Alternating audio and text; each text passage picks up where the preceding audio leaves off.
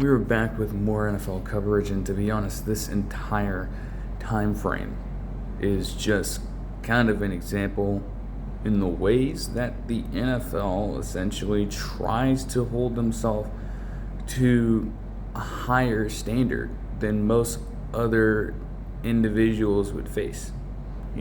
Sure, you might be a player for the team, you might be representing the team as an owner, it doesn't matter.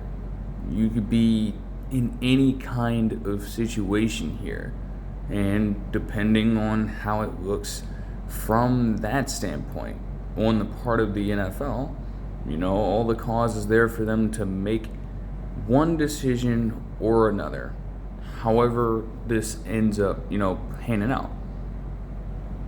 There have been a lot of different reports, and again, we're going all across the spectrum from just minor things and details to just scandalous material here, and also some damning numbers as well in regards to some later information that I'll get to.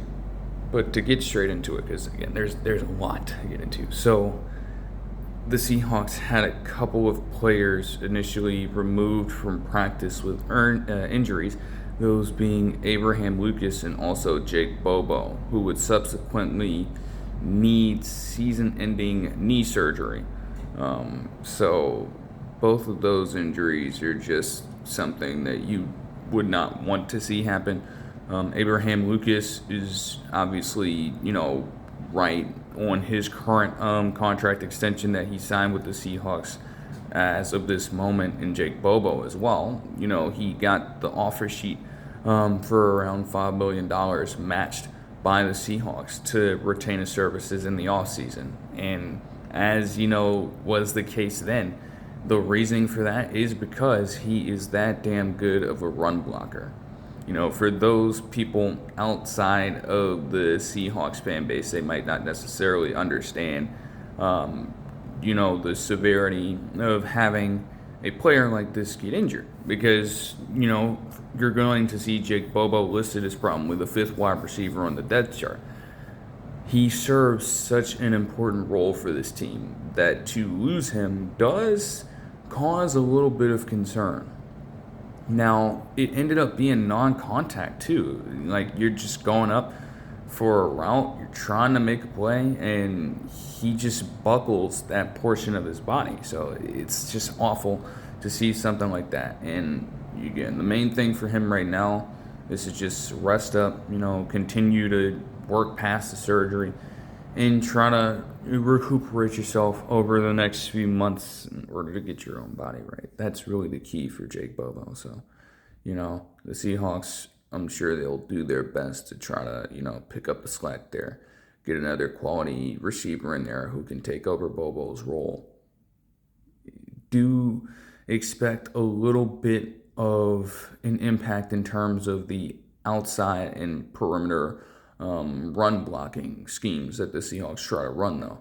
You might favor that a little bit less. Because again, for those plays, you'd specifically have Jake Bobo in there, and you're likely taking out some of the top threats like Rashid Shaheed or Cooper Kupp, and of course Jackson Smith and Jigbo in those plays.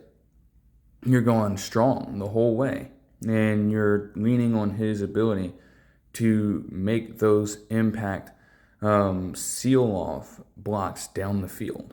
Whatever you have to do so that they can get deeper into the second level and potentially all the way past the secondary for large gains down the field. Just terribly unfortunate stuff that you don't always want to see happen. This is why you have, second string, third string players to have somewhat of a contingency plan, and still it does not always work out that perfectly. So, we'll have to see how that ends up going. As for the Texans, as I mentioned, due to them losing Jaden Higgins, the promising, honestly, second-year player out of Iowa State at the wide receiver position, the Texans decided to double up and sign both Sterling Shepard and Zay Jones. You got to understand, both of those guys have been in the league for such a long time. And honestly, on all of their respective teams, Sterling Shepard and Zay Jones have been very serviceable.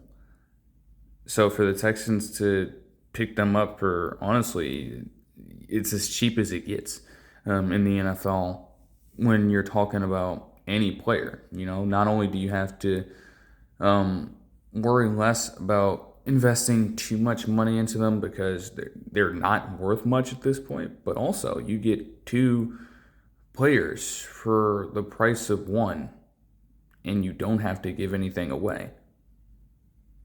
You aren't going to, act like you would not like to have Jaden Higgins out on the field, but in the event that, of course, being placed on IR and dealing with a season-ending injury, he can't be out there.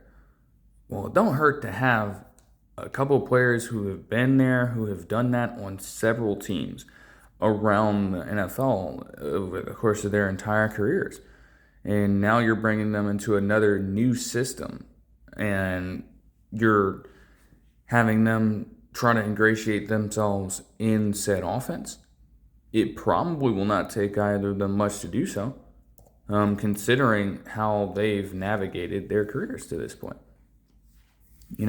They're not expected to just come out and give you multiple 100-yard games in a row and stuff like that. That's not what the Texans are signing up for.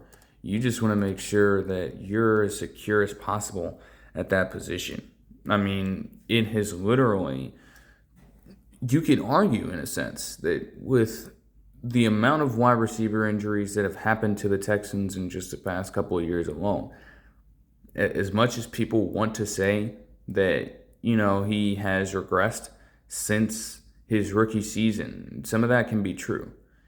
It is hard to really establish that on a consistent basis when your top receiving threats are rotating around like this for CJ Stroud. And I'm just being honest. You've had Nico Collins get hurt. You obviously had Tank Dell out for a while, and you lose Jaden Higgins now.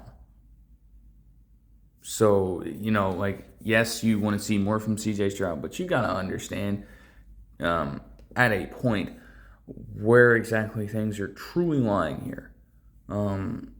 Zay Jones, to his credit, he had not seen a lot of reps anyways with the Cardinals over the past couple seasons.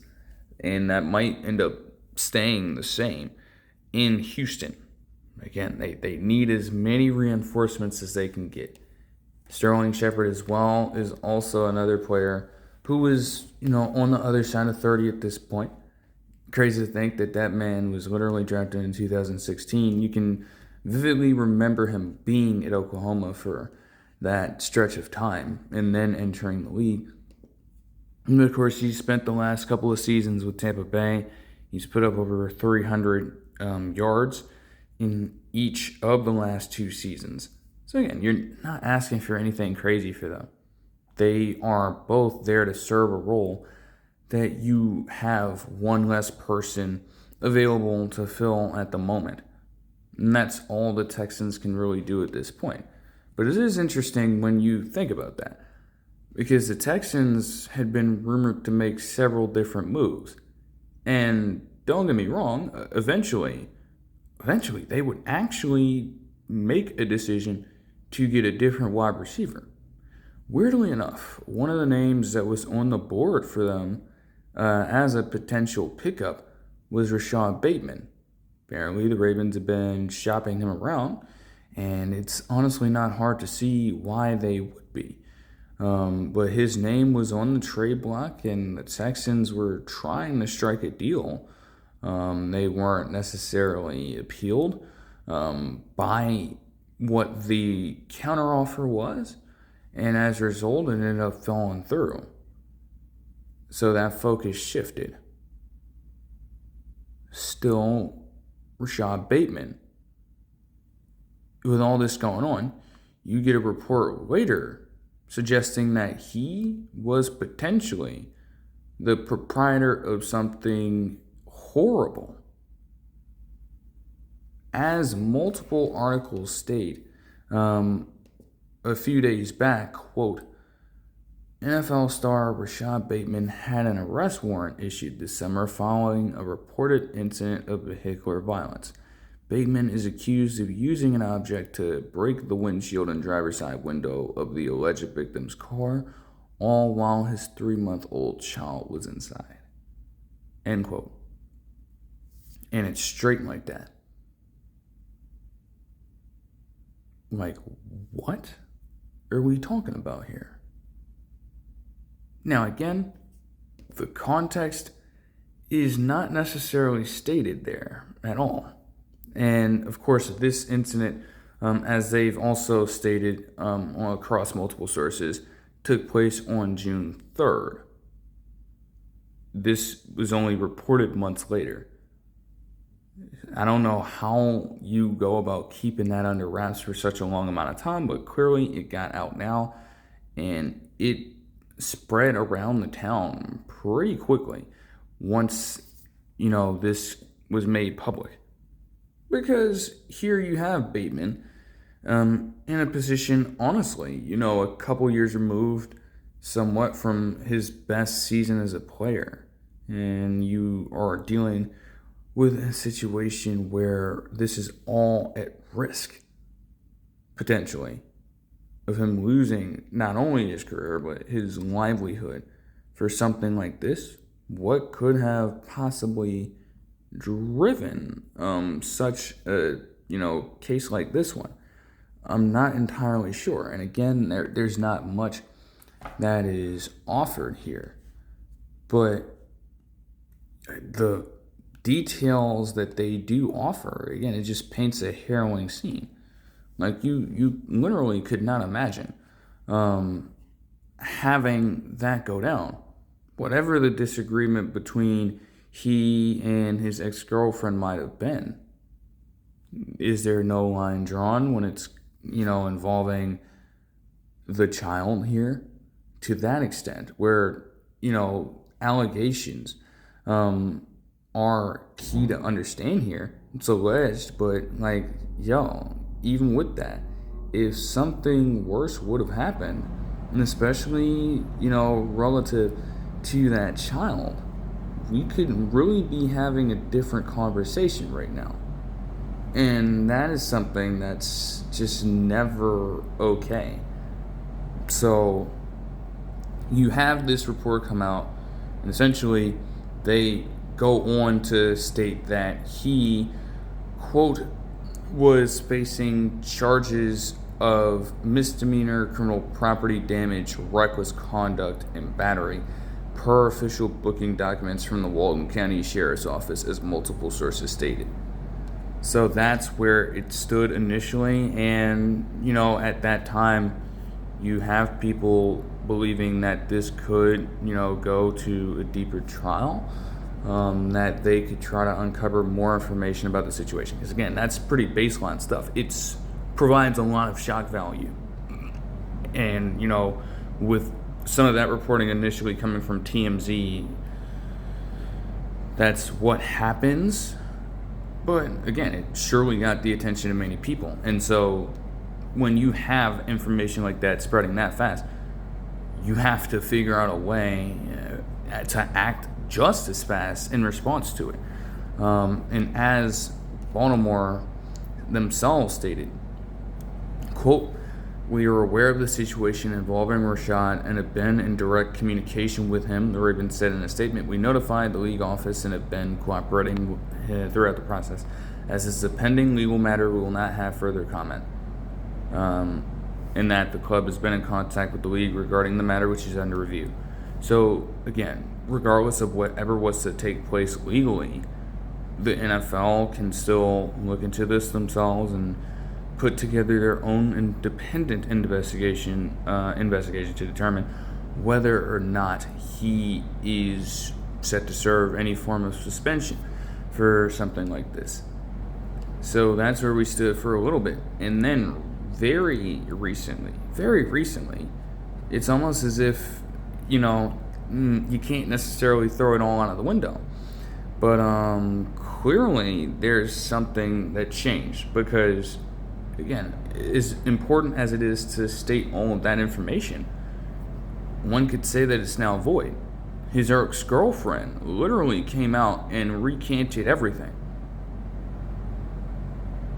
Every single statement that she put in about this, she recanted. Now, I don't know what it ended up coming down to, because again, you have to take domestic violence situations very seriously. And, on one end, it could very well be true, everything that was detailed in these reports. They could be true. And again, if that's the case, Rashad Bateman should very well not be a part of the roster. That's fair. This could be a farce and a setup. This could have also been settled out of court with Bateman's, assistance here. There's no way to really tell at this point. But whatever the case may be, this aggressive push to try to seek justice in this thing has come to a stop. And so, from my standpoint, again, all that information is presented, it's out there, but, I can't really try to go any further and, create, some kind of awkward situation there, because the ex-girlfriend herself has kind of cut that off. Like, there's no room for that to happen once that decision is made. But I guess in the court of public opinion, who knows where Rashad Bateman really lands right now? All I'm saying is that it's like, man, it's just not the greatest of looks. Now, he himself, again, did turn himself in the same day to the Walton County Sheriff's Office in Georgia. But, again, for all of that now, that's what is really happening. A horrific case in theory, but in reality, everything has been recanted by the ex-girlfriend. And there's just not much more to create out of that situation. So I will take a brief pause from, the more in-depth stuff to address Nick Chubb retiring from the NFL at the age of 30 per Adam Schefter and a lot of other sources, as with most of these things, right? It was just a surprise. I mean, like, I don't even know where to start with it. Because there was literally a time where Nick Chubb, and it's crazy to say that, Nick Chubb, literally for Browns running backs and for all-time running backs in NFL history, when you look at players who, were as effective as possible with the ball in their hands on a touch-by-touch standpoint, very few players, other than Jim Brown at that position, were as efficient in terms of ball carrying prowess and yards per carry. Few rivaled Jim Brown in the first place through the first 4 or so seasons of their careers. Nick Chubb literally out of the gates put together 5 consecutive seasons to open his career of greater than 5 yards a carry. It literally got to a point where, as he is starting to, usher in his own kind of dominance as a player, bursting on the scene even in 2018 and really starting to make himself a household name in the later years, it got to a point where all you had to do if you were the Browns, you understood that you just needed to hand him the ball a couple of times and it'd get you an automatic first down. That is exactly how great of a player he was. And it just seemed like it was going to continue for a while. You get into the 2022 season and he puts together his best year yet. He's at the peak of his powers. He's already on a good, solid extension with the team. And he's poised to at least, have a few more years of elite play at that position to make it all worth it. And then the 2023 sequence changed everything. Everybody knows what happened. You literally have this game taking place against the Steelers on Monday Night Football. And Nick Chubb just goes through a devastating lower leg injury. You look back at that moment right there, and that's when everything changed, really. It is unfortunate whenever you have to have something, of this sort come down to an injury. But that's literally what you'd point back to with Nick Chubb. And so after years of just being one of the better running backs in the NFL, maybe even underrated for his time with the amount of, 1,600 plus, 1,700 plus yard seasons you saw surrounding Nick Chubb amongst his peers, he was still doing his own work, and now that guy, just struggled to move the same. A lot of the Browns fans were surely excited to see Nick Chubb back out there after such a devastating injury. He never reached that healthy status as a player again. He played in only 8 games in 2024, and, that was really a matter of he was not, again, it is hard to recover from an injury like that in the first place. Let's just be honest. The main thing is about being able to walk again and not having to deal with paralysis or potentially losing a limb at that part of your body. And, for Nick Chubb to be able to keep that all in one piece somehow is a great thing. You can't take that for granted. With that being said, the lingering effects of it all still hampered him. He was immobile as a runner, and he was rendered to some of his lowest efficiency in his career as a lead back in that offense. The Browns fans tried their hardest to fight and push through it and support it, but it got to a point where, that lack of skill in the run game started to cost them. If that even makes any sense. Houston was just another, rough time. That overall team was one of the worst, if not actually the worst, rushing attack in the NFL last year. The worst. And part of it is, the decision to get running backs in that room that are just not what they once were. You already had Joe Mixon going through injury himself, so he, was out essentially for the rest of the year as they went on to confirm. It took them a while to do it, but they got there and came around. But you're losing that talent already as it is. So, okay, no worries. We have Woody Marks back there, and we have Nick Chubb back there as a potential secondary option. Not in this form. It just did not work. They got demolished by run stoppers all over the league. And the career that once looked so promising for Nick Chubb, just like that, a few days ago, ultimately comes to an end. It's just one of the weirder times out there. Again, Nick Chubb is a player literally from, the generation that, a lot of people, especially who have come around in recent years, would be accustomed to in regards to the mid to late 2010s of NFL football. Nick Chubb would be a centerpiece topic for many of those guys at that time. And, if he had continued to keep his pace, he probably would have been on brand for even more special occurrences in, his time as a player.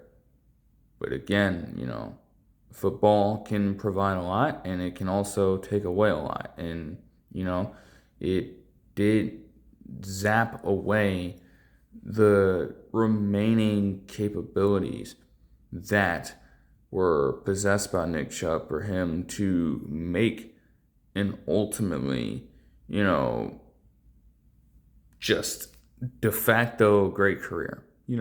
No room left up for interpretation at all. There will be some who will try, but, you just have to make sure with a situation like this that you do not lose sight of the impact that Nick Chubb had as a running back in this league. You just can't lose sight of it. That's the best thing that anyone can do, honestly.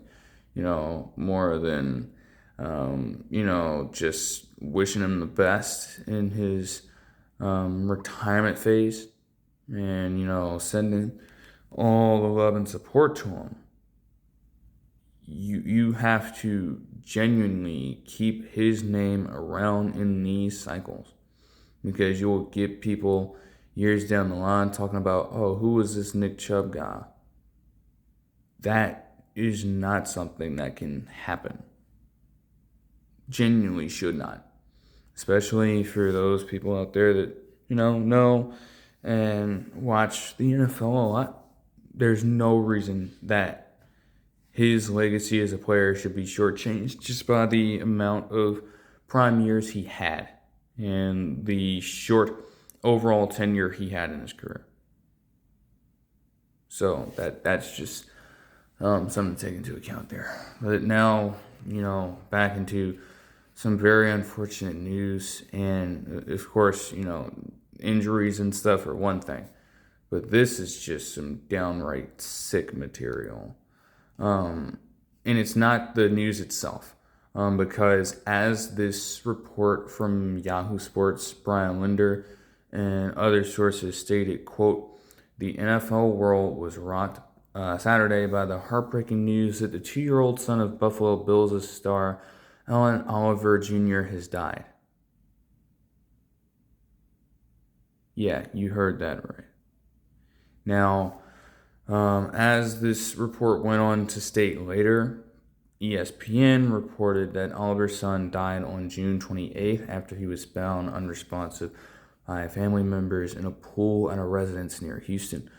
The outlet reported that the Harris County Sheriff's Office responded to the call and that the boy was taken by ambulance to a Houston hospital where he was pronounced dead at 7:18 p.m. And it's just like, man, you genuinely, as an individual, could not imagine where Ed Oliver Jr. has been coming from. And even as they went on to state later, he himself hadn't made a statement about it publicly.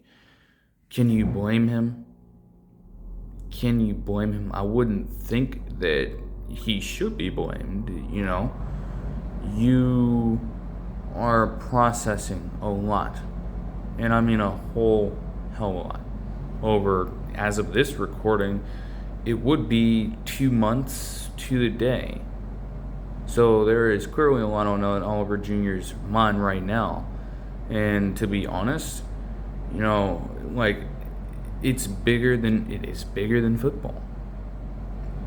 It would be so easy. It would be so easy for Ed Oliver Jr. And as a situation later will suggest, that is likely something that could have been in the cards for Ed Oliver Jr. He could have just walked away from the game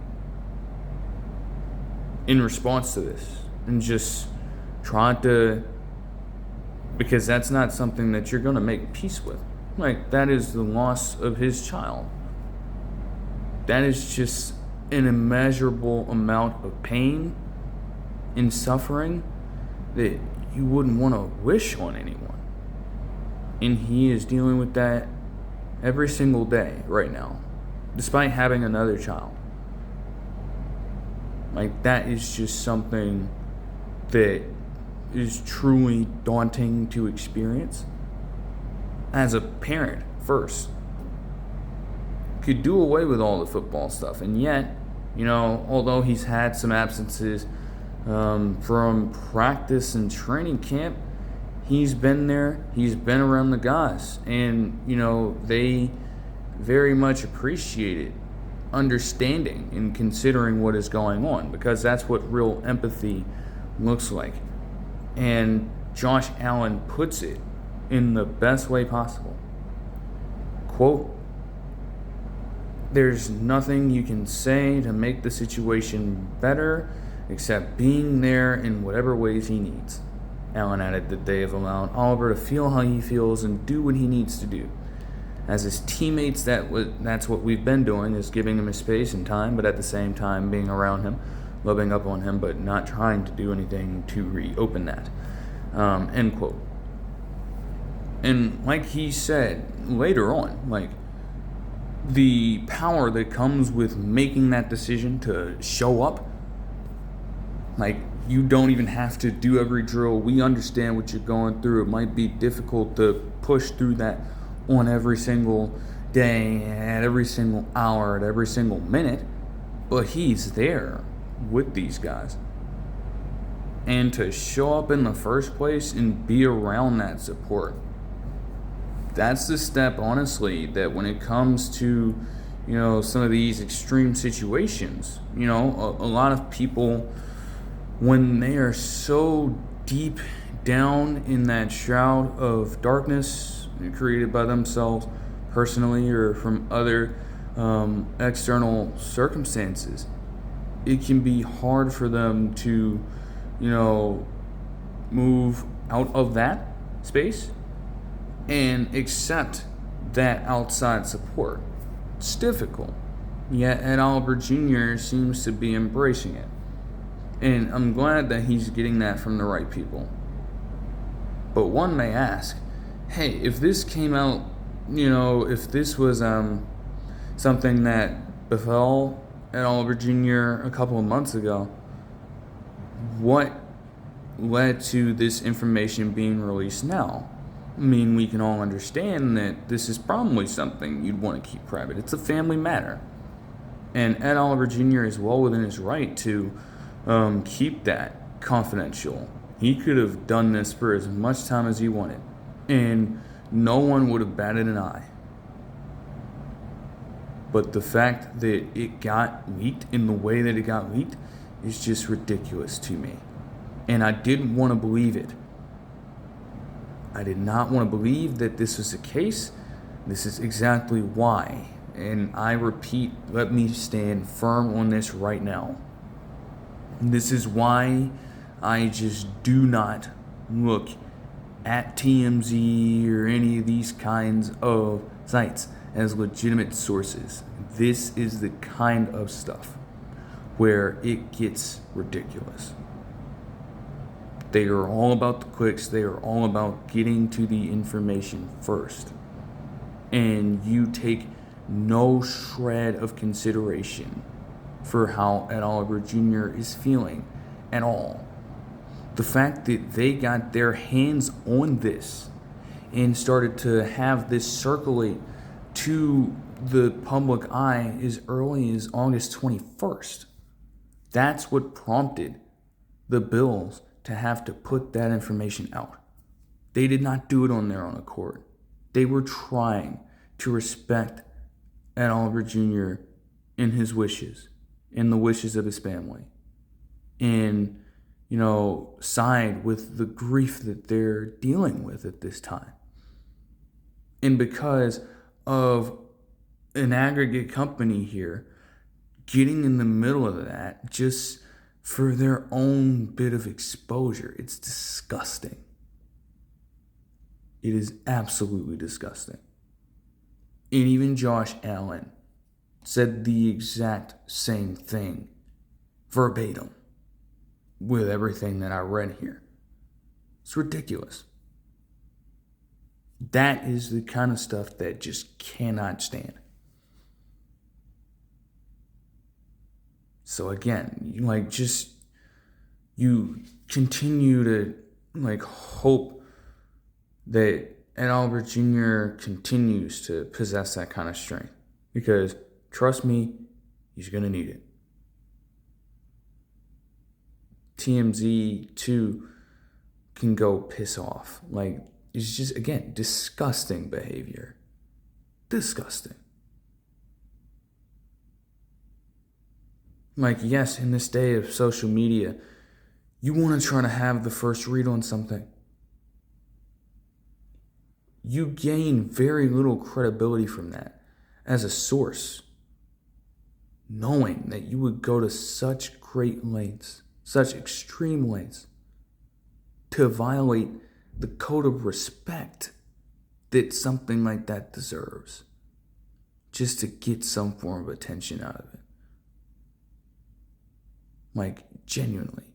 There is just no way you can look at a situation like that and suggest that that tactic or anything in that field is okay to try to construct. Horrible. And I'm standing very clear on that. The Bills, of course, as they had to put it out through, no fault of their own. Like, they don't own blame in this. That is the only source. TMZ is the only source that you can put at blame for something like this. But as they had to put in a statement, per Brandon Beane, quote, "On behalf of the entire Buffalo Bills organization, we want to publicly express our condolences to Ed Oliver Jr. and his family on the devastating loss of his son. It's an unthinkable tragedy for any parent. We will continue to support Ed and his family as we all grieve this tragic loss." Again, it's just a good thing to see that you have so many people coming together for him right now as we speak. And I just, you couldn't imagine that any other way. Like, those are the cases right there where you see just a true display of unity. And again, it shouldn't take something like that happening for people to rally together. But again, there is power and value in, uniting for, that purpose, to continue to keep Ed Oliver Jr. honest and on rhythm, and really just, a fortifying presence as a person, first and foremost, before he, again, suits up on the football field. Like, that's the least of his worry and concern right now, and he's entitled to feel that way. His family's entitled to feel that way. He is, that is definitely something warrior-like that, again, I feel like anyone should be able to respect, anyone with some sense. If you can't get where Ed Oliver Jr. is coming from here, I don't know what to tell you. I don't. And, that's your choice. If that's how you feel, I can't really help you out, man. So you have that situation, but I'll move on from that, because again, there's a lot going on, and obviously that is something that matters. Again, there is not really an appropriate way to really transition from something like that, especially when you're dealing with the loss of a 2-year-old child. That is just extremely sensitive information. The best I can do is just to say that,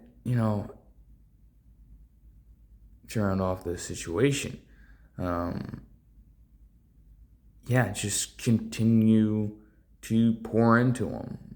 At the end, continue to give that support to Ed Oliver Jr. He's gotten it for a long time, and something like that shouldn't just be happening because of this situation. It also should not stop it. Like, continue to flow, keep it going, because every ounce of that matters. Whether he chooses to, say that on a public scale or not. Again, yet to disclose anything to the media or get in any kind of public interview or press conference with these guys. I understand it. It's heavy to discuss, like, at a, in such a large audience, it's hard to discuss something like that. So I, again, understand exactly where he's coming from. The Browns, to move on from that, though, they would place Alex Wright, their defensive end, on IR with a ruptured Achilles. I believe that he did get some playing time last year. He is a player who, I'm not going to lie, he had not really seen the most opportunities out there. He's been a Brown for a few years now, but, his trust on the part of the coaching staff has kind of been up and down. 9 games started for him last year. Was a career high, though, and he put up virtually career high numbers all over the board. So, entering 2026, the age 26 player here might have been on track for, I'm not going to say a full-fledged breakout, but, at the very least, he was looking to build upon a really successful year. And again, 9 starts for him being a career high, clearly. He was doing something right behind the scenes that we must not have picked up on. For that coaching staff and that defense under Jim Schwartz to be able to lean on him at times to make some key plays every now and then. He still might, with everyone else that they've brought over to Cleveland, he could still end up being a bit of a rotational piece, and that's not always a bad thing for an edge rusher. You're keeping the legs fresh for everyone. You're having each player here get their own piece of the pie, and it's just about them, maximizing the reps that they get out on the field. For Wright to be in the same position last year and get that kind of value out of it, that's not a bad thing whatsoever. So, regardless of what we say now, it's like you just never want to have that, again, just be completely robbed by an uncontrollable injury. Having to literally, as a lineman here on the defensive end, get down in stance and try to literally explode up and off of the ground. That's how you were taught these drills, and that's how you're taught in 3-point stance when you are lining up on the defensive side of the football. Okay? That is what you're shown throughout this time. I don't even want to go through the gruesome detail of what an Achilles injury would look like there. And I would hope that that's not where it happened. Again, I don't think that footage of that, I'm not sure if that is out. And I'm not going to lie, if it is, don't want to see that. Okay? But, there are a number of ways that this could have happened. And so, I guess understanding that a bit might give more clarity to the situation. What's known is this: he will miss the rest of the season without a chance to really prove whether or not he could capitalize off of his success last year. So that's just something that you truly hate to see for any player if they have to go through it. But to move on from that, the 49ers activated George Kittle from the PUP list. So it looks like he may end up being back after all. It's a pretty rushed timeline. But, to my surprise, they have made that decision. So clearly, they've got their reasoning for it. Ashton Jeanty suffered an ankle sprain. And at first, it looked like it was going to be more serious. Then they actually let on, potentially something worse. Fortunately, it was deemed to be just that, and he is not set to miss substantial time at all. So he'll likely be back. Just gotta heal up a little bit. Get to 100%, which he's much closer to at this time for game day there.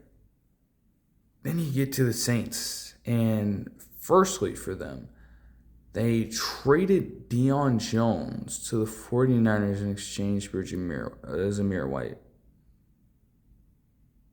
Here I was, making the case for Deion Jones being a very great pickup for the Saints team for relatively cheap, as he literally had a chance to play and suit up on the field for every single team in the NFC South. All that was on the table, along with him still being a pretty solid linebacker at this age. And they give him away like that?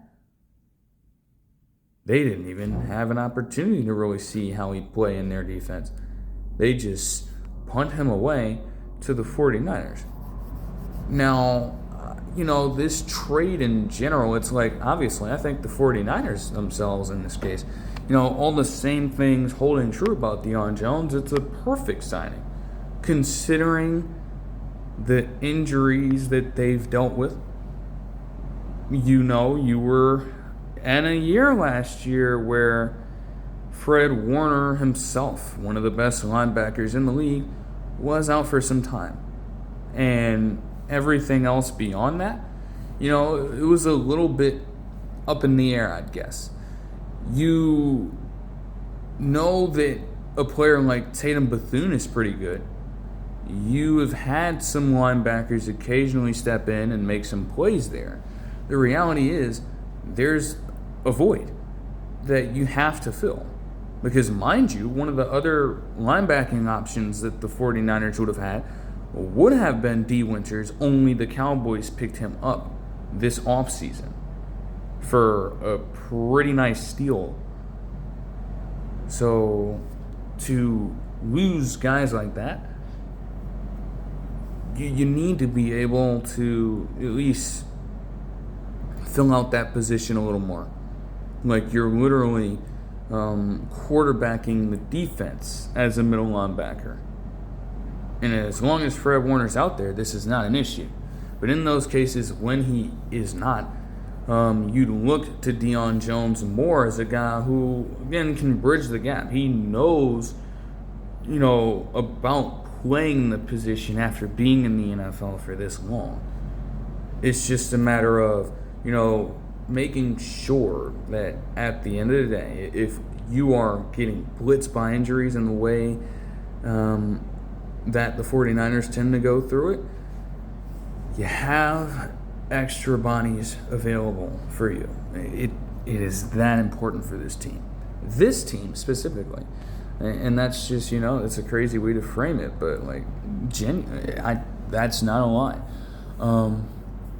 Moving on from that, though, Bud Clark suffered a broken ankle and is set to miss several months. It's just another unfortunate injury for the Seahawks, and no, it's not complaining as well. Definitely not a complaint, because the Seahawks admittedly were one of the healthier teams last season. There is no correlation to, anything in regards to that leading to Bud Clark getting hurt. It literally happened on one of the first offensive snaps that they had against the Titans on Sunday as I'm watching the game. And then I just see it and I'm like, oh, shit, what happened?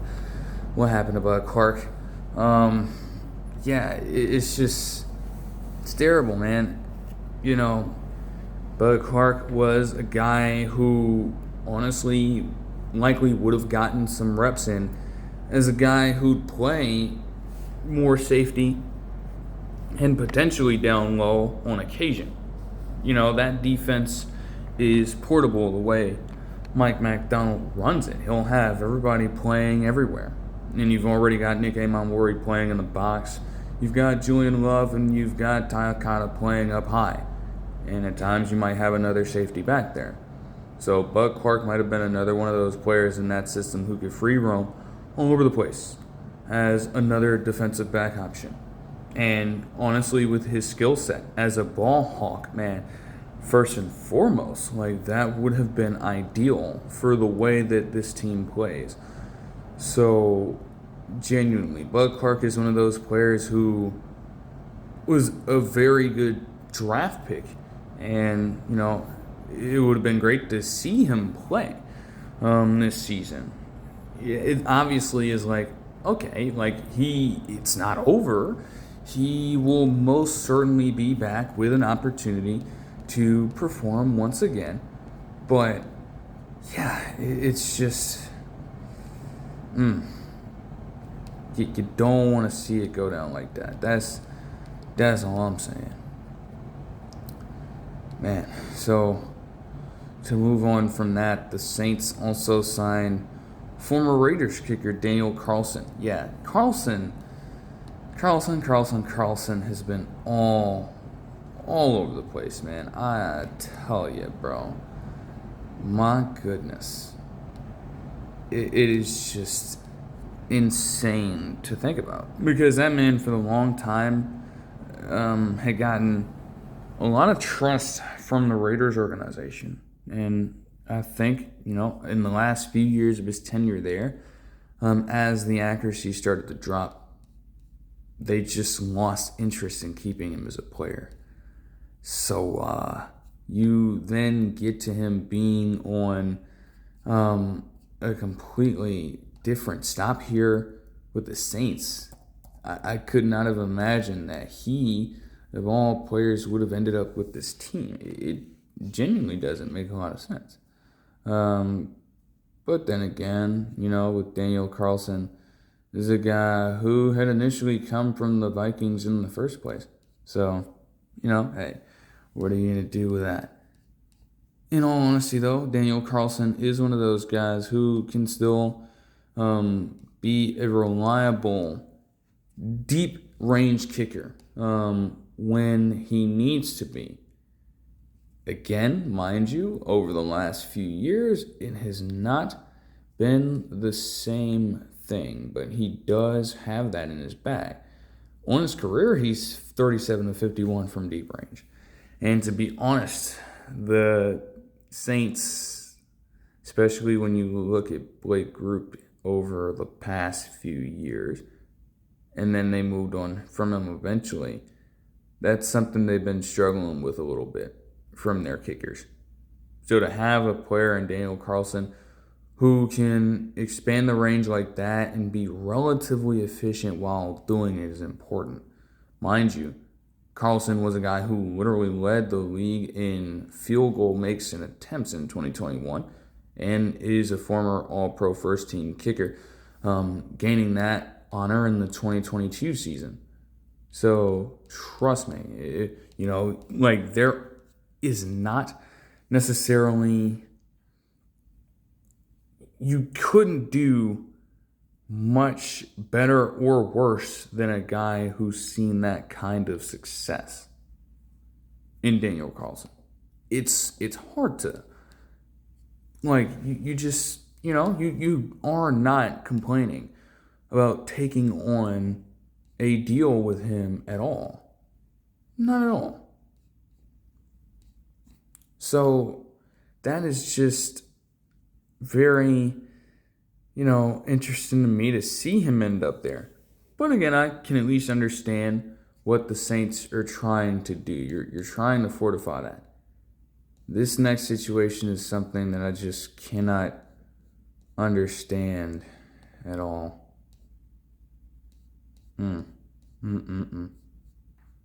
Man. Whew, boy. So this gets tricky. And again, I need to be as careful with this as possible, which I typically always am. This is some next level stuff right here. So Jed York, let's talk about it. San Francisco 49ers owner, face of the team, face of the city pretty much with his family tree in that organization alone. His father is literally Eddie DiBartolo Jr., or at least one of his relatives is. That alone gives you a lot of prestige and just notoriety in that specific city, in that specific part of the country. That man is revered across all of NFL history. You're not going to find many people saying a bad thing about him. And Jed York, again, has recently taken over as the principal owner of the 49ers organization. So he's been the face of this team for quite a while in front of the cameras, on social media, just really trying to promote this team in the best way that he can, prop them up when it's needed, and also, make changes across the team where he sees fit. And yet, still, in spite of him having that kind of power, this is being used to do something else entirely. And I mean entirely. I don't even know if I can say all of it in full, but I'm telling you that this goes so left field. As this says on the Bay Area affiliate for the NBC's article, and other sources as well, quote, San Francisco 49ers owner Jed York pleaded no contest to criminal charges Monday after being booked on suspicion of solicitation of prostitution in Ohio over the weekend, according to court records. York pleaded no contest to misdemeanor disorderly conduct and possessing criminal tools during a court appearance on Monday morning. An administrative judge found him guilty following the plea and ordered him to pay just under $1,300 in fines and court costs, end quote. And it's important to note as well that those misdemeanor charges were initially something else entirely. He was charged at first with engaging in prostitution. It was amended in court by the judge before he even got to the actual place. They amended it so it got, doled down to those two charges there. And again, pleading no contest. He is indifferent about the situation. He is not admitting anything. He's not saying that he was without fault or involvement in anything either. It is literally smack dab in the middle. We're trying to get this done as quickly as possible so we can game plan for facing off against the Rams in Melbourne on September 10th, is what that reads like. So you had that in there, but there's still so much to be said because all the evidence is literally in the hands of this Ohio residents here. For more context, as they state, quote, York was arrested Sunday morning in East Palestine, Ohio, and they report that, quote, York responded to the posting of an agent of the Mahoning Valley Human Trafficking Task Force, which worked in conjunction with East Palestine police on the operation. Upon meeting at the agreed-upon location Sunday morning, York was seized, and the cell phone allegedly used to coordinate the meeting was seized. So they mention, different information about this specific task force here. One can only imagine if we are dealing with a case that was initially alleging prostitution. One can only imagine, again, it's in the name. I don't know how frequently I could say that here.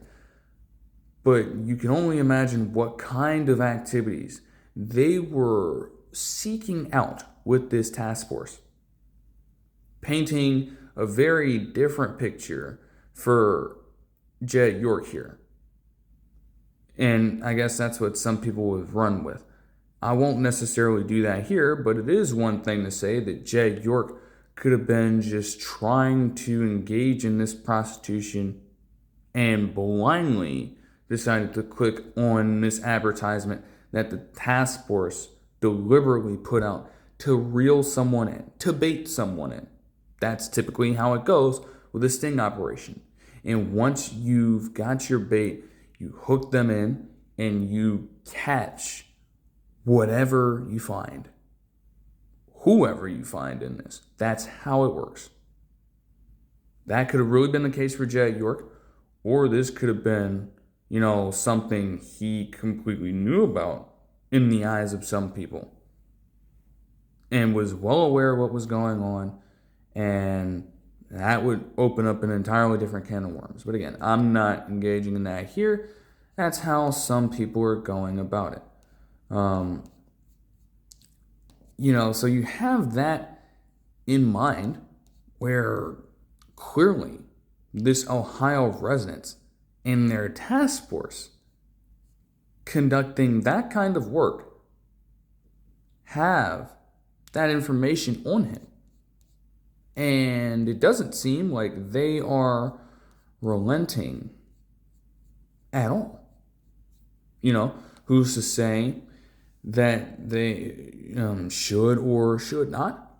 I'm not sure. But, hey, they are going to make sure that whatever happens, the information remains there. He was fined $1,150 as they stated. Although he, again, did not spend much time in jail at all, as he was credited with 1 day served while being sentenced to a day in jail for both offenses, to be served concurrently. No time in jail, $1,150 fine, and he's just out like that. To make it even better, he actually tried to request for a, form of just restriction on the court details and everything in the case. He wanted to seal the records. And as the quote says here, the court filing said the defendant's interest in having the official records pertaining to the cases sealed outweighs any legitimate need of the government to maintain those records. A judge issued a one-sentence reply. Defendant's motion to seal is denied. End quote. Again, in a legal sense, you're going to sit there for your client and say that interest is going to outweigh the need of the government to keep the record. What are we talking about here? What kind of interest? Again, mind you, as is being stated, when you look at the legal analyst even talking about it in the Bay Area article, as he said, what Mr. York is trying to do right now is get his case expunged so that we will not have access to the police reports. There could be some very salacious details in there that certainly would not look good in the court of public opinion. End quote. Even the 49ers themselves put out a statement similar to what the Ravens said, suggesting that essentially they would not have any further comment on this case. The thing is, they closed it. You're going to say this about a case that is no longer taking place. So that interest clearly just doesn't befall Jed York. It befalls the interest of the team as well, a team that he owns and is likely the face of. And this was broken down in a much better way. So I'll link the video there. But, of course, that would raise its own suspicions. From just multiple angles here. To have that working for you, and yet you're still trying to keep everything sealed. That's one of the only reasons you would want to keep this under wraps, is because there is information in there that is going to be damning. And you have a feeling of that, knowing that you screwed up, and you don't want any part of it out whatsoever, under any means, under any circumstances. That is a bit problematic. That's the truth of the situation.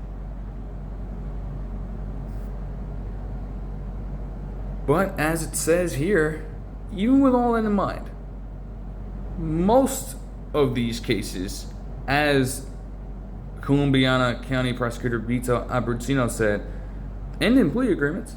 As he said, quote, each case is looked at individually and for specific facts of the conduct, what evidence the police provide, and input from the arresting officer. You also have to factor in criminal history of the defendant and whether or not they have committed these types of offenses in the past, and importantly, what the judges will allow, end quote.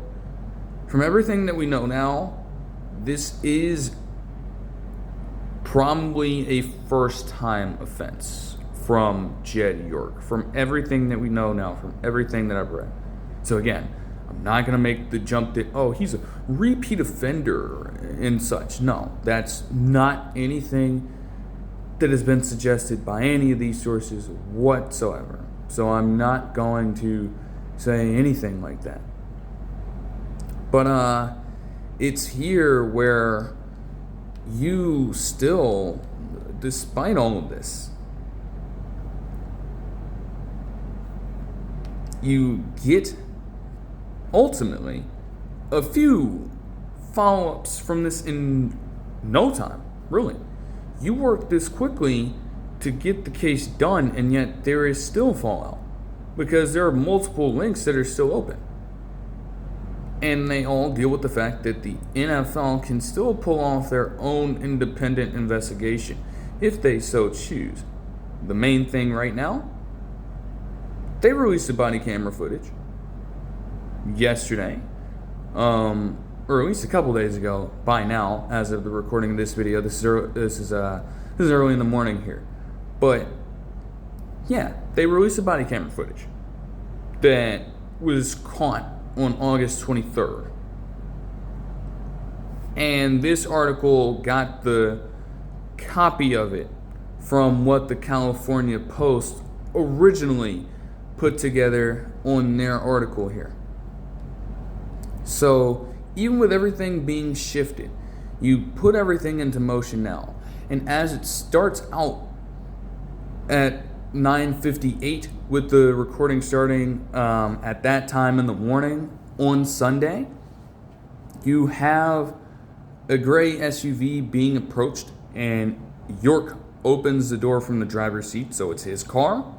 His seatbelt is unbuckled, and for standard protocol here, you have the officer getting him out of the vehicle, having him put his hands on the car and such. York states multiple times, as they state in this article, he claims that he was just driving and denies that he was trying to meet anyone. Then he talks about, this back and forth exchange where he says he's from the area, which is true, but again, just claims that he was continuing to drive. Then you get into this sequence overall right here where, quote, later in the video, the officer wearing the camera shows a handful of $20 bills while another officer says York had a shit ton of cash. The two officers say that the process was easy, and the officer wearing the camera expresses disbelief at the people that do this. They could do whatever they want. They could do other things. They could go other ways, the officer said. It's wild, end quote. It is, in a sense, if that is the illusion that this officer is making. And again, I'm not here to, play that kind of game and get into why people do some of the random things they do. But this was a similar argument somewhat that they tried to, do with Robert Kraft being another, notable figure in the public landscape, getting caught up in a supposed sting operation. Of course, that ended a little bit differently. And that case ultimately got dropped. So, to suggest that there is a similarity there, it's like, you can kind of see it. although Robert Kraft is much older. But with this one, like, you aren't even going through a real trial, at least with the Robert Kraft thing. And again, this is also explained in the microphone video to give him credit there. But from my standpoint, you're looking at those comparisons. At least there was an ability to question what was truly going on with Robert Kraft in the first place. They got down to the case, and for a time, they at least had a little bit of traction here. Jed York shut that all down, essentially. But again, the evidence is still out there. So, you can do a whole lot with that. And when you have all these other situations that come out, it's been referenced in, honestly, the video that I watched from Microphone. It has been referenced across numerous sources that I've read, and also, from everything that I've seen over the course of the years. Whether you look at all of the situations involving, guys like Robert Kraft, Jerry Richardson from the Panthers, the late Jim Irsay from the Colts. The NFL has, again, as I said at the beginning of the video, they hold themselves to a higher standard. And while it is clearly, consisting of players that continue to violate just a lot of rules and get themselves in a fair amount of trouble. That is true. And yet they still hold that the owners are at a higher standard and should be held to a higher standard. That is something that has been consistently put forth by Goodell himself as well as other people in that building. They are still investigating this as of the recording of this video. It's not done because they have the authority to, make their own independent decision on this, regardless of the legal result. It is still a matter of, compared to a player here. Like, at least with a player, you are expecting a bit more of a loose mentality from them. And that's kind of weird to say. But, they know they are a part of the franchise. They don't have that much invested into it. With the owner, and again, to put it like this, the way in which, it was talked about with all of the NBA movement, how, these teams are now seen as new business ventures to add to the profile. That might genuinely be the case for some people. And, when push comes to shove, if the right price comes about, you'll try to flip the team for more money. But while you do have ownership of the team, it is part of who you are. It is part of what you do, no matter what it is that you do. That follows you around, and you are essentially the face of the team. Everything that you do will be under a microscope when you take in that kind of coverage. It is as simple as that. So to have Jed York in his position as one of the unquestioned faces of that organization to go out and participate in something like this, regardless of what the intent might have been. They have him on body camera footage, allegedly up to something. He can deny, he can claim anything he wants. They have the footage. They have the documentation in court. There was a reason he tried to seal the records. You be the judge of that reason. I can't tell you. You have to discern that for yourself. But again, let's just be honest here. So, the NFL, when it comes to making a decision, it will be interesting to see what they do. They're going to have to act fast, I would think. But we'll see. We'll see what happens there. Just an incredibly freaked out situation.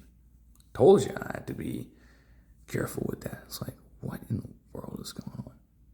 But anyways, moving on from that now. Because, all right. The Patriots would help the Texans get another wide receiver. Essentially, they traded Kayshon Boutte to the Texans in exchange for Jaylen Reed, the safety, and a 2028 7th rounder. Now, I'm not going to lie. And I was saying this the whole time I was debating it within myself. And, I guess I can kind of bring that sense here. I'm thinking that Kayshon Boutte, in terms of the frame that they need at that position, is actually the perfect wide receiver for them to get. It's perfect. He's not a guy that's going to command the ball a lot. He does not have the speed to him. And it's not like Jaden Higgins was that particularly fast himself. But as a guy who is just this large, big body wide receiver who can occasionally make plays on the outside, well, that's exactly the bill that the Texans have to fit here. That's what they need in that offense right now, because they have Nico Collins there, sure. And then again, surrounding that, you are just small at that position. You do not have the same kind of skill set from a physicality standpoint. And some of the players cannot afford to have it. Again, Tank Dell is literally coming off of damn near losing his ability to walk. You saw the injury that man had to deal with. Whole kneecap out of place. He cannot take that kind of pressure. Anything that you can do to conserve him as a potential slot guy, doing what he does best, facing off against weaker matchups, and using that quick shift in speed to his advantage. It helps to have a possession guy like Kayshon Boutte on the outside if you choose to put him there. Like, legitimately.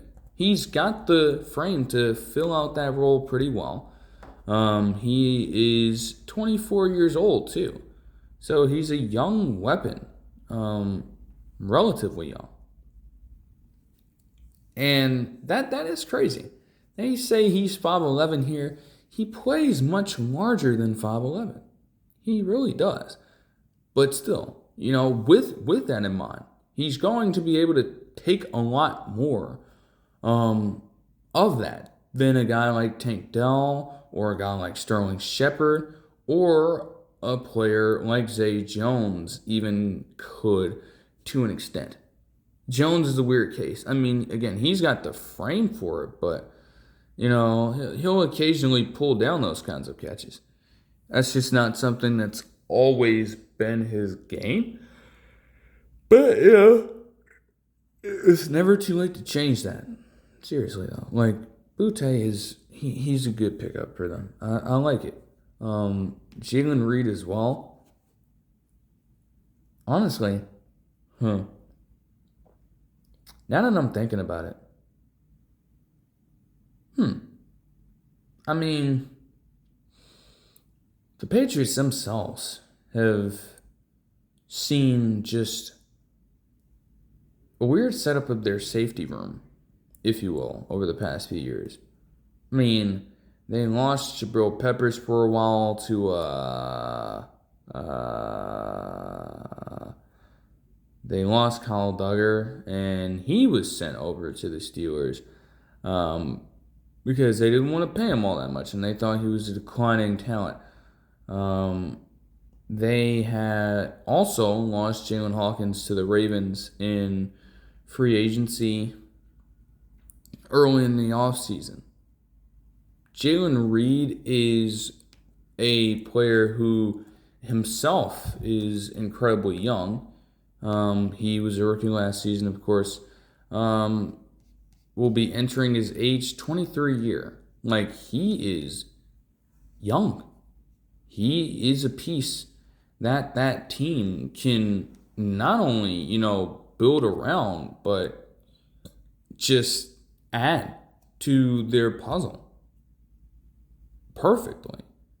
Here you have a player in Reed who, yes, he might not have been a starter for this team, and who's to say he'll be that for this Patriots team when it comes about in the regular season.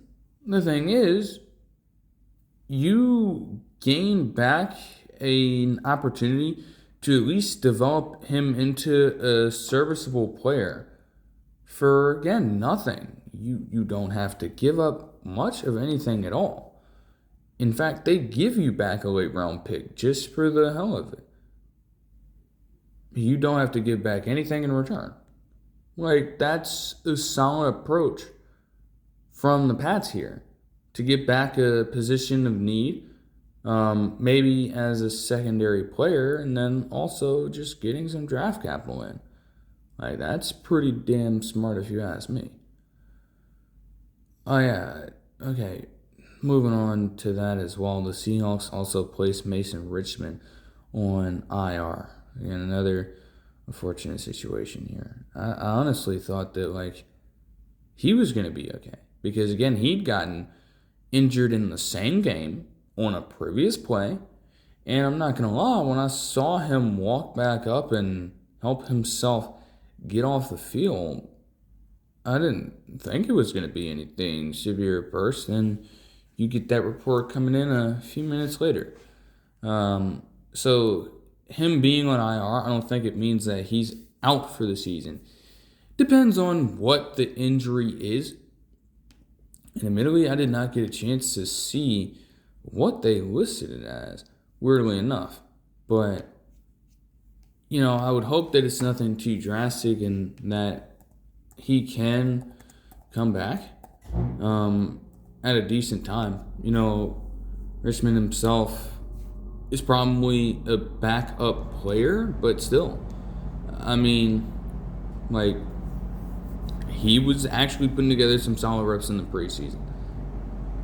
So, yeah, they say he's out for months as well. Again, I don't think season ending for him, but just a tough loss to deal with there. So, it is next man up for the Seahawks at that backup tackle position, if you will. And they've drafted a lot of French guys.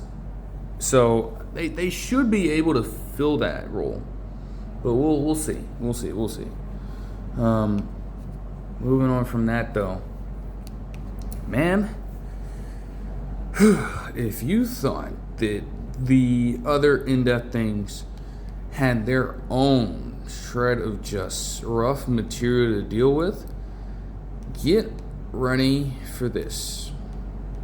Per multiple sources, and primarily from the Mass General Brigham study group and the BMJ as well, they, quote, examined the brains of 235 of the 878 former NFL players who died between 2016 and 2021.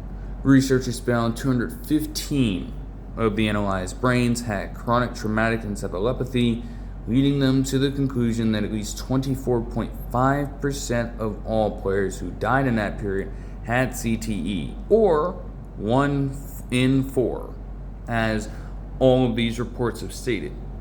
More broadly, as it continues to state, the study incorporated the 1,712 players who died between 2008 and 2021. It found that of 338 former NFL players who donated their brains to be studied for neuropathological evaluation, 315, 93.2% were found to have CTE. The study's main conclusions focused on 2016 to 2021 because brain donation was most frequent in that period, end quote. There's no dancing around that. That is exactly what it is. It means exactly what it says. Now, typically, they've run the numbers before where you had a much higher percentage generally of, former athletes over the years, over the course of their entire existence, being diagnosed with CTE and having this high percentage pour in. But they reevaluated and essentially got this number. They found that, quote, as well, 61.3% of former NFL players who donated their brains and had CTE met the clinical criteria for dementia, and that severe CTE was associated with dementia more frequently, end quote. So again, it ties back into a lot of the stuff that has been going on when it comes to not only just CTE, but a lot of the diseases and conditions that affect the motor system in your body and those functions that correlate with that. You can have a mix-up at times because it's all happening in your mind, it's all happening in your brain, and it can be confused. A lot of the same symptoms you would see for CTE, you may see for another one of those conditions like dementia, like Parkinson's disease, like ALS. And, it's there. You have to really be able to get down to the science of what exactly it looks like, because it's not all the same. You can say in Scream CTE, and that doesn't necessarily mean that that's the case. So that's what that portion of it says there. It's just yet another way to suggest, even with the percentage being placed out now, it still doesn't make this, better seemingly. Like, it's still an alarming rate of just, I guess,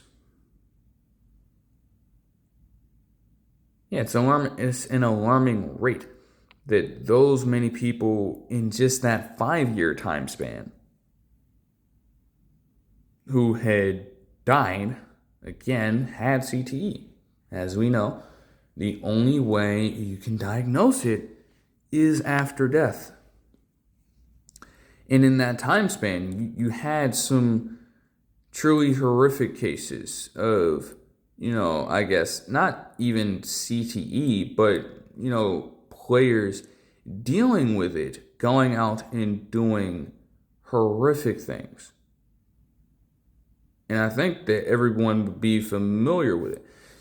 This article right here from WCVB, or Boston's ABC affiliate, they mentioned Max Twerk, who was a player for the Chargers and Cardinals, had passed away in 2020 and had stage 2 CTE at 26 years old. You had Aaron Hernandez, obviously, take his own life after taking other lives and being sent to prison while having a brain at the age of a 90-year-old, or the size of a 90-year-old, as has consistently been stated. And of course, Phillip Adams of the 49ers in 2021 as well. We are all familiar with that situation. And that's just that's scratching just a little bit of the surface. That does not tell the full story. But it's cases like those that you would look at and see happen during this time. So, man, it's just another reminder that as an incoming athlete, you just want to be aware of what you're signing up for as a player, and you can't always predict everything. Like, those hard hits, you want to promote player safety. As long as it is legal, like, they're going to be a part of the game. And, figuring out ways to get around that, to, be safer on the football field, it can be difficult to really implement that in the way that they intend. But, just when you see stuff like that, like, there's got to be some more motivation somewhere to make this happen. At some point, man. This is, like, truly something that I guess you could argue was set to be the case. Because I'd been watching something as well where, you have this talk about some of the very people there questioning Bennett Omalu's definition of CT in the first place and, a lot of the symptoms that he associated with it in the first place. And that's not something that any of these articles say, but I think that's a good argument to bring up as well. There have been, people in that circle, in the medical field, questioning for a while what he might have actually been looking for in this. And, if this is the start of them looking in a newer direction, then maybe a lot of the information that comes out from there becomes a bit more believable to people. Again, that doesn't take away from all of the numbers that have come up about CTE over the course of time. But you want to make sure that you find truly identifiable symptoms for the condition. You don't want to just rattle off randomness that, again, can likely be mixed up with another motor neuron condition. You just don't want to find yourself in that spot. So they have to be careful with that. And, if this is one to start it, that is a commendable one on their end. The timing of that is fitting, considering I recently talked about Matt Hasselbeck being a person that could potentially be involved in something to change the game in how it is diagnosed.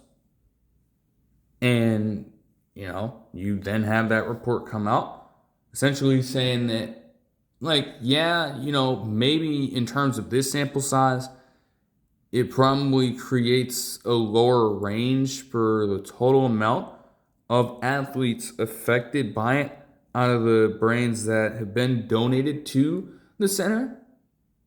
At the same time, it's still a stark number that we need to get a hold of and try to decrease. Because if we don't, we're going to be in a world of trouble. But moving on from that, the Jamar Chase sustained a form of a knee injury. He himself, per multiple sources, wanted to downplay it, but I don't think that he appeared in the most recent practice. So that's going to be something to watch out for. The Commanders signed DJ Humphries to a one-year deal, while Calvin Austin III suffered a torn ACL and is set to miss the rest of the season. It's like, to me, you bring in Calvin Austin III literally to move off of the Wan'Dale Robinson spot after losing him to Tennessee. They are set to do a lot of the similar things in terms of being a downfield burner and a deep threat. You're there to stretch the field. He might not have the surest hands in the world, and the route running itself might not be the smoothest, but you're talking about a flat-out burner who can just fly down the field from 0 to 60 in just a matter of seconds, honestly. That's how he moves. And Calvin Austin III, with him already being at a disadvantage in height, he is a player who would need to rely on the, functionality of his lower extremities to be efficient. For any player, that's the case. But for a player in his shoes who needs to be moving fast, it just can't hurt worse than dealing with that, knowing your skill set is going to be actively in how you move in and out of cuts. So to have the Giants deal with that, again, this close to the regular season, it is tough. And they now have to figure out a way how they're going to swing in another receiver. I'm sure they wouldn't want to go back necessarily to, having Malik Neighbors just be the main guy. They might have to figure it out. They did draft a few people. Maybe this is an excuse for them to get a guy like Malachi Fields on the field and use him as a red zone threat. Just to have the excuse of adding more size to that wide receiver core in a given formation. Sure. Seriously, though, you hope that he recovers as swiftly and as efficiently as possible from this, and that he can return from this injury back in a way better form. The Ravens placed Danny Pinter, their center, on IR with a season-ending knee injury as well, while also holding Zay Flowers out of practice. Why the hell is ever... what is happening? Goodness gracious, man. Then, because to just get straight on with it. And I will talk about this as well, because the Big 12 joined in the party as well. But of course, the SEC and the Big 10 in the most recent video that I did, and as multiple sources stated at the time, they made executive decisions to enforce bans on players who are returning from the pros to college. In terms of literally, as they said in their policies, the main thing was entering their name into these drafts and not withdrawing. The second that happened and everything went through, they could no longer come back to college football or basketball or whatever collegiate sport they referenced. They couldn't do it. Well, the NFL decided to follow up on that in their own way. And they ad nauseum closed off multiple lanes, to get into the NFL. No joke. As this says, quote, a player that goes back to college this season will be prohibited from signing with an NFL team this year. A player signed to an NFL contract who is cut is a free agent that may sign with another NFL club, the CFL, or return to college, but that player is considered a free agent and will not be subject to a future draft. Not subject to a future draft. That means exactly what it says. You are free to go back and try, even with these eligibility rules in place for a couple of these conferences here. You're in the league, if you sign the contract and you're still cut and you're still looking for a way back, okay, you got it. Don't expect to enter our league again. Don't expect to have us invite you to the draft combine or to a pro day. Don't even bother. You're not a prospect anymore in our book. Damn. That is a loud message. And yet, it's another way where, man, I tell you, everyone else is making the power play here. You hate to sound like a broken record, but it's literally everybody else instead of the NCAA. Like, this is the second time the NFL has had to do this offseason. It was the same thing that came about with the Brendan Sorsby situation. They had to lay down the law and say that he individually could come back to the NFL draft in 2027, but that they weren't going to serve as his get out of jail free card by having the supplemental draft take place, recognizing everything that was happening with the overall gambling investigation surrounding him and his illegal sports betting. Same thing here. You don't get a pass to re-enter into the college ranks because you didn't make it into the NFL.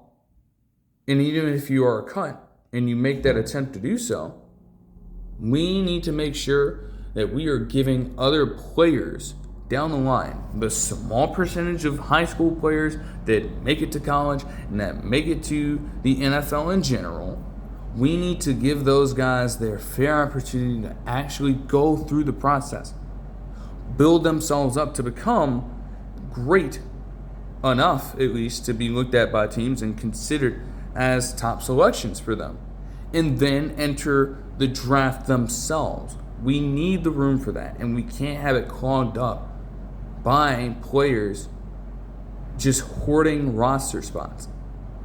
That is not good for the business side of things, and it's not good for the flow of the league.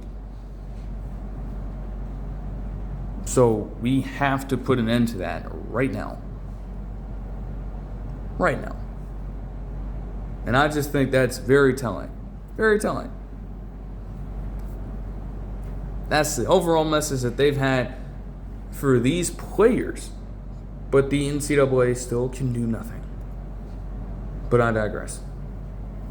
Kenneth Walker III is dealing with a swollen ankle that apparently he will heal up from and will be ready. So, again, hopefully that's the case. You don't want to see him going out like that. The Seahawks franchise sale to the Coastlers also got officially approved on August 26th. That's when the vote was. They got it in there. But you also had a few more things happen on August 26th. As I mentioned here, players who committed 3 violations of hip drop and horse collar tackles, launching hits on defenseless players, and blindside blocks were set to be suspended for at least 1 game. And it could be any 3 violations. If you reach that level, you're just out. It's that simple. As the article from ESPN stated, quote, the NFL and NFL Players Association on Wednesday announced a behavioral health network will launch on September 1st. It will be designed to provide simplified and confidential access to mental health assistance. The new network is an enhancement to the NFL Player Insurance Plan and expands access to confidential outpatient behavioral health support for current and former players and their eligible dependents, end quote. I'll tell you, man. It has been quite the year for mental health, as always. It can feel like it has hit especially hard in terms of the amount of people that have been dealing with so much behind the scenes in the NFL world and in the sports world at large. And again, that barely scratches the surface, because these athletes are human too. And, the best thing for them sometimes is having that bit of added support there. You're spending your time around the guys for sure, but you're also spending quality time away from family, and that can have an effect on people. We've seen that across multiple sports leagues to this point. You might already be dealing with something pre-existing in your own sense, and you're still trying to find your way through that, and you might need help. And again, the locker room culture for the longest time was that this was not encouraged. You had to suffer in silence for a long time, and you couldn't make light of it because it was not the thing to do. It was not something that people were okay with, or rather comfortable with, in terms of having the conversation about it that needed to happen. Well, a network like this, when it launches on Tuesday, is set to do exactly that. And as they state, it's all over. It's in every single NFL market. And most importantly, as they say here, quote, there will be no charge or co-insurance fee to the players for the outpatient services provided by the network, and there is no limit to the number of visits. I like that, because if you remember, there was something out about them trying to put together a system where they'd have like a specific doctor or so, a specialist in this field, come in and be around for the team at large, but they'd have a limited number of visits, and the hours wouldn't always match up to what the players needed. And that was a false, that was not something that they should have thought about doing. This approach, at least on paper, seems a lot better, because you cannot always predict when problems from that phenomenon might arise. They can happen to even the strongest people. So you need to be all eyes and all ears on that. And it would be silly for them to have to pay out of pocket for that as well. That's just, no. That is genuinely important. And if it works, that's truly going to be something good for them to have done.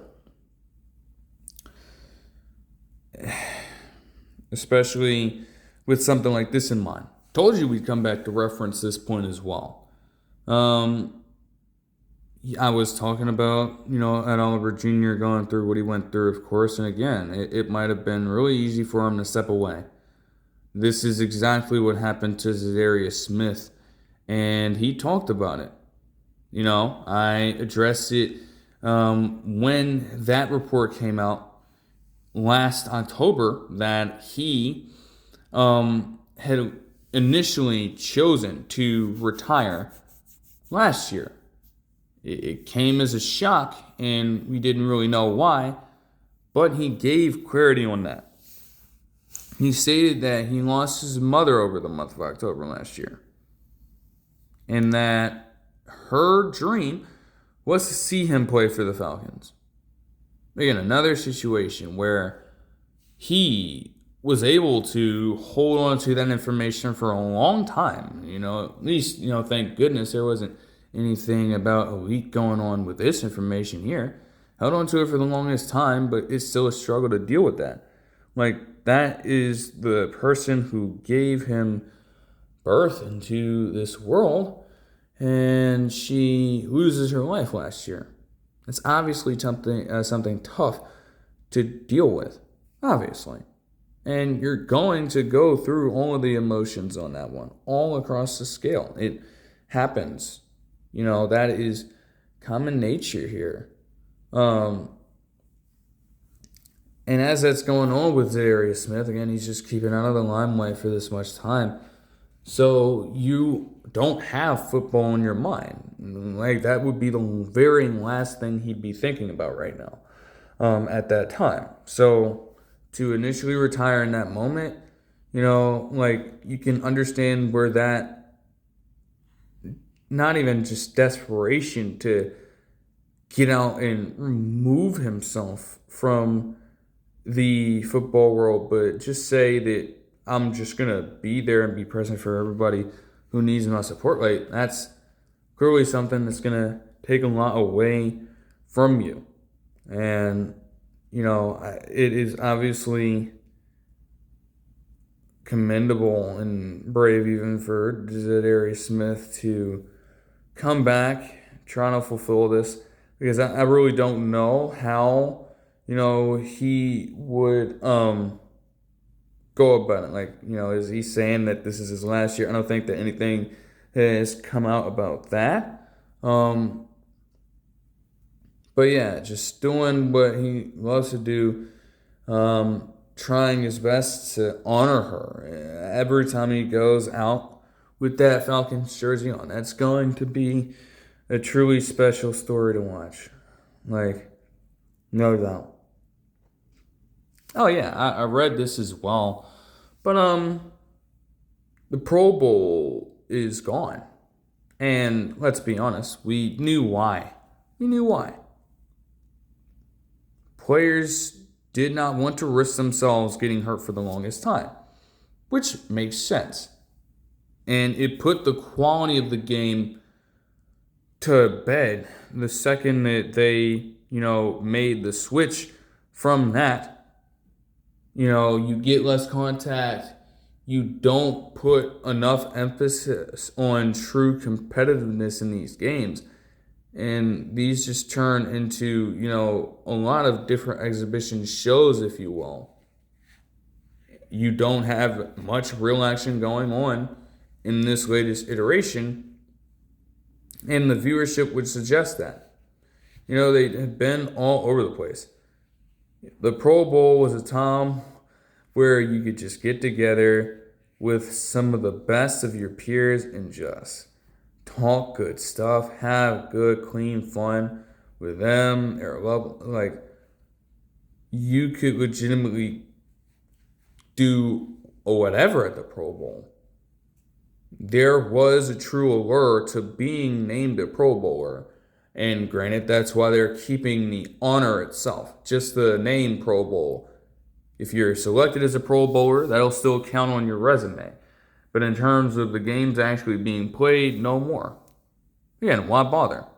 The viewership numbers suggest that since they made that switch to, flag football based gameplay for the main action, as well as, a lot of the other mini games behind the scenes, and to the side, they just did not find worth in retaining that anymore. And I can't blame them for looking at that. Like, there's just, it's been a terrible product for so much time. And the injury component is one thing, but if you're genuinely just going to be there to show up for check or whatever, like, it's clearly not worth anything to you at that point. So why continue to have it? Now, again, you're gonna miss a Pro Bowl mainly for what it was, not what it became, I suppose, from that sense. Like, literally, they just, you obviously, with flag football, you want to bring more exposure to the sport that's fair, but, like, man, it was just not set up greatly at all. The Browns released Cedric Tillman earlier today. Meanwhile, the Seahawks signed Leonard Williams to a 3-year, $90 million contract extension. That man deserves it all. He has legitimately been one of the best defensive tackles in the league. And even then, they have played him outside on occasion. So he's been a little bit of everywhere. But He is one of the best defensive tackles in the game, bar none, bar none. There's a reason why he was so formidable last year. Genuinely.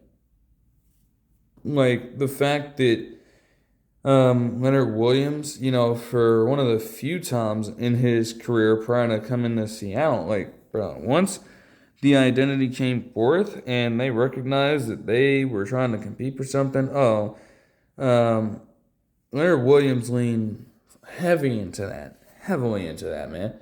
Like, genuinely.